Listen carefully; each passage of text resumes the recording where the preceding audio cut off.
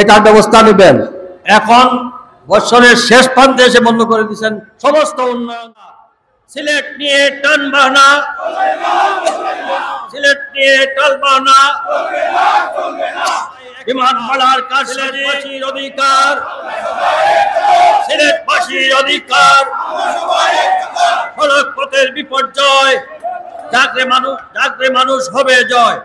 সড়ক পথের বিপর্যয়, সড়ক পথের বিপর্যয়, সিলেটবাসীর অধিকার এবং আর্থিক বাজারে আস্থা ফিরিয়ে আনতে সহায়তা করেছে।